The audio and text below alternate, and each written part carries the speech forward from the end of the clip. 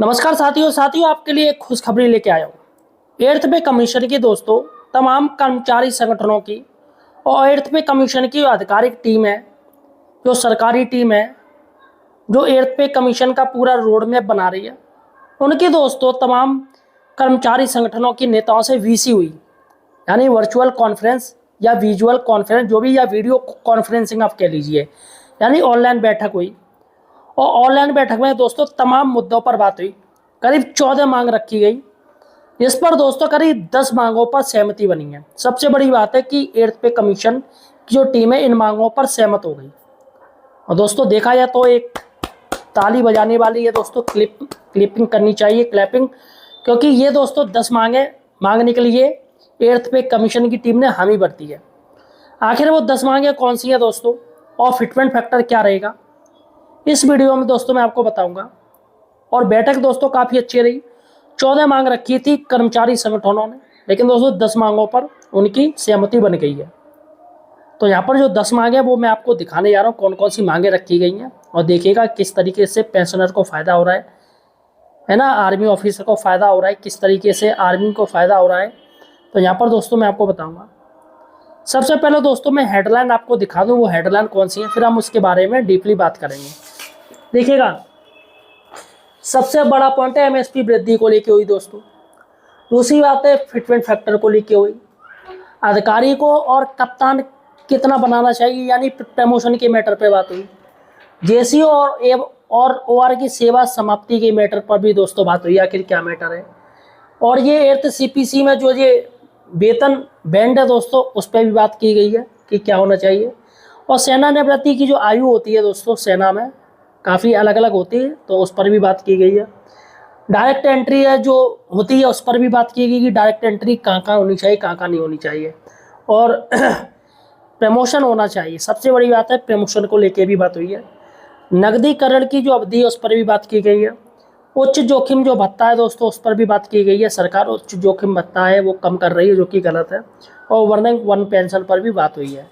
तो दोस्तों ये 10 बातें हैं, हम आपको बताएंगे, पूरी जानकारी देंगे। लेकिन दोस्तों उससे पहले, अगर आप एक पेंशनर हैं या आपके परिवार में किसी को पेंशन मिलती है या आप फैमिली पेंशन पाते हैं, तो यार चैनल को सब्सक्राइब जरूर कीजिए। जी हाँ साथियों, यहाँ पर आपको सही और सटीक जानकारी मिलेगी। और मैं 14 मांग भी आपको दिखाऊंगा दोस्तों, कौन कौन सी मांगे हैं। तो सही और सटीक जानकारी के लिए आप हमारे चैनल द फाइनेंशियल हेल्पर को या सब्सक्राइब जरूर कीजिए, और वीडियो को हाइप कीजिए। जहाँ पर आप कमेंट करते हो वहाँ पर दोस्तों एक हाइप वाला ऑप्शन आ रहा है, उसे हाइप कीजिएगा। और हाइप के बाद इस वीडियो को शेयर कर दीजिएगा। आपके जो ग्रुप है, व्हाट्सएप ग्रुप चल रहे हैं, ताकि उनको भी जानकारी हो सके कौन कौन सी मांगे मांगी गई हैं, और वो 14 मांगे कौन से थी। चलेगा दोस्तों, सबसे पहले हम चलते हैं अपनी ये जो पहली मांग है दोस्तों। देखिएगा, पहली मांग है एमएसपी वृद्धि को लेकर, जिस पर दोस्तों सहमति बन गई है, सहमति बन चुकी है। यहाँ पर कहा गया है कि 30,000 जो कि अधिकारी को मिलेंगे, 18,000 रुपया जेसीओ को मिलेंगे, और 12,000 रुपया ओआर को मिलेंगे, ये कर दिया गया है। जी हाँ साथियों, ये बहुत बड़ी बात है। एमएसपी की काफ़ी समय से दोस्तों मांग हो रही थी, जो कि फिलहाल एर्थ पे कमीशन वाली टीम ने इसको लेके कुछ बात कही है।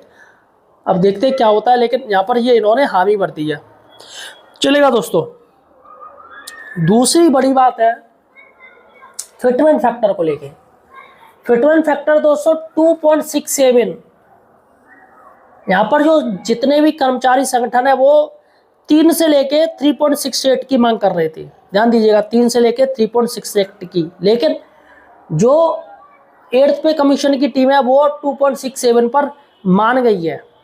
अब दोस्तों ये मांग कब मेमोरेंडम बनता है एक ऑफिशियल, वो बात दिखना अलग है, लेकिन 2.67 फिटमेंट फैक्टर पर बात दोस्तों कंफर्म हो गई है। बस लॉक होना बाकी है, बहुत ही जल्दी हो जाएगा। चलेगा दोस्तों, दूसरी बड़ी ये खबर थी। तीसरी बड़ी खबर है अधिकारी को सीधे कप्तान रैंक। जी हाँ साथियों, कोई अधिकारी है तो उसको साथियों सीधे सीधे कप्तान रैंक में दी जाए। यहाँ पर नियुक्त करना चाहिए, कप्तान रैंक पर नियुक्ति होनी चाहिए अधिकारी को, सीधे कप्तान रैंक। ये भी दोस्तों मांग पर उन्होंने भरोसा दिया है। चलेगा, देखते हैं। उसके बाद है दोस्तों चौथा पॉइंट है जेसीओ ओआर सेवा समाप्ति के 6 साल, 12 साल, 18 साल। ध्यान दीजिएगा, 6 साल, 12 साल, 18 साल। यहाँ पर साथियों एम ए सी पी मिलनी चाहिए। JCOR को सेवा समाप्ति के 6 साल, 12 साल, 18 साल के अंदर ही, यानी 6 वर्ष, 12 वर्ष और 18 वर्ष पर MSCP मिलनी चाहिए, ये बात मांग हो रही है। चलेगा दोस्तों। 5वीं बड़ी मांग है 8 CPC में 11A, 12A, 13A को वेतन बैंड यानी 12, 13, 14 में विलय किया जाना चाहिए। यानी कि ये जो ये 11A, 12A, 13A ये जो चल रहा है ना, उसको हटा के सीधा वेतन बैंड किया जाए, यानी 12, 13, 14 में विलय कर दिया जाए। जिससे दोस्तों ये काफ़ी हद तक ये टेंशन हट जाएगी। 6वीं बड़ी बात है दोस्तों, सेवानिवृत्ति आयु पर पुनर्विचार किया जाए। यहाँ साथियों इस पर पुनर्विचार की ज़रूरत है। देखिएगा यहाँ पर दिया है, सेवानिवृत्ति की आयु विभिन्न रैंकों के लिए पुनर्विचार किया जाना है। जैसे कर्नल यानी 54 वर्ष से 57 वर्ष तक, जिसमें सभी सेवाओं के मामले में उच्च रैंक भी शामिल है। तो यहाँ पर 54 से लेकर 57 तक का जो कर्नल रैंक है उनकी होनी चाहिए। और भी जो भी अधिकारी उनकी भी आयु है उस पर पुनर्विचार किया जाना चाहिए। चलेगा दोस्तों। 7वां बड़ी बात है डायरेक्ट एंट्री की मांग की गई है। सीधी बात है दोस्तों कि यहाँ पर आपकी एक और से प्रमोशन की बात की गई है। आखिर क्या है देखिएगा, मैं आपको बता दूं। डायरेक्ट एंट्री की जो बात की गई है साथियों, देखिएगा डायरेक्ट एंट्री JCO को लेफ्टिनेंट कर्नल के पद तक सुनिश्चित पदोन्नति मिले, लेकिन कमांडिंग ऑफिसर के कार्यकाल तक नहीं। तो JCO को दोस्तों डायरेक्ट एंट्री के लेफ्टिनेंट कर्नल तो आप बना ही सकते हो, लेकिन कमांडिंग ऑफिसर तक मत पहुंचाइएगा। लेफ्टिनेंट कर्नल तक काफ़ी है। तो ये मांग की गई है। इस पर भी दोस्तों उन्होंने हामी भरी है, डायरेक्ट एंट्री JCO को, ठीक है। और ये आपकी लेफ्टिनेंट कर्नल तक होनी चाहिए, पद तक सुनिश्चित पदोन्नति होनी चाहिए। ऐसा ना हो कि भैया देखते हैं, नहीं, पक्का कन्फर्म होना चाहिए कि इनकी हो। उसके बाद है नकदीकरण की अवधि 450 दिन की जाए। यह साथियों नकदीकरण की जो अवधि है उसे बढ़ाकर 450 दिन की जानी चाहिए। ये काफ़ी टाइम से मांग हो रही है। 9वीं दोस्तों बड़ी बात है उच्च जोखिम भत्ता भी बढ़ाया जाना चाहिए। जैसे क्षेत्रीय भत्ता होता है ना, जैसे CAPF है, CAPF को क्षेत्रीय भत्ता मिलता है 20% ज़्यादा, तो वैसी मांग की गई। देखिएगा मैं आपको बता दूं, उच्च जोखिम वाले गैर पारिवारिक स्टेशन भत्ते को भत्ते के हिस्से के रूप में माना जाएगा, जैसा कि CAPF के मामले में होता है, जिसे टुकड़ी भत्ता मिलता है। यानी पूर्वोत्तर से संबंधित अधिकारियों को CAPF में 20% क्षेत्रीय भत्ता मिलता है। तो यहाँ पर ये क्षेत्रीय भत्ता इनका बढ़ना चाहिए। और दोस्तों 10वीं बड़ी बात है 1 रैंक 1 पेंशन। तो काफ़ी लोग हैं दोस्तों, और सुनने में आ रहा है कि सरकार 1 रैंक 1 पेंशन पर कैची चलाने के मूड में है, तो इसको छेड़ा ना जाए। 1 रैंक 1 पेंशन के जो नियम है जो बनाए गए बस वही रहे, कोई नया नियम उसमें ऐड ना किया जाए। ये दोस्तों मांग हो रही है। 8th पे कमीशन में वैसे भी सुनने में आ रहा है कि सरकार 1 रैंक 1 पेंशन पर टेढ़ी नज़र रख रही है और इसको कभी भी ख़त्म कर सकती है, क्योंकि इसके ऊपर लोड इनके ऊपर गवर्नमेंट के ऊपर बहुत ज़्यादा पड़ रहा है 1 रैंक 1 पेंशन की वजह से।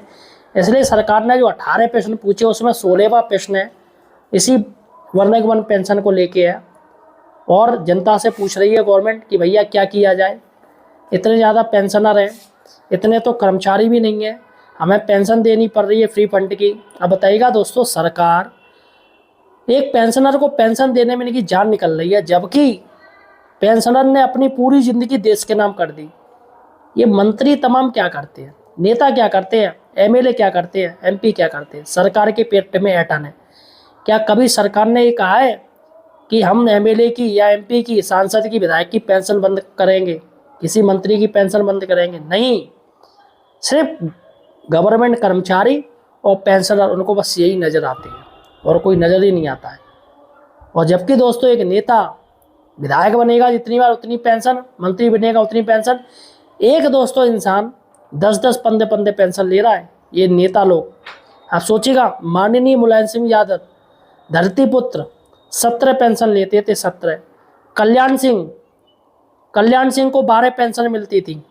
और लेकिन दोस्तों एक कर्मचारी की पेंशन देने में सरकार के पसीने छूट रहे हैं। और तमाम नेता हैं, उनके परिवार है जो कि पारिवारिक पेंशन पा रहे हैं, लेकिन दोस्तों उस पर सरकार कैची नहीं चलाएगी। ये आम जनता पर ही, जिन्होंने देश सेवा करी है, हमारे सैनिक हैं, उनके परिवार, उनके पेंशन पर कैची पहले चलाएगी।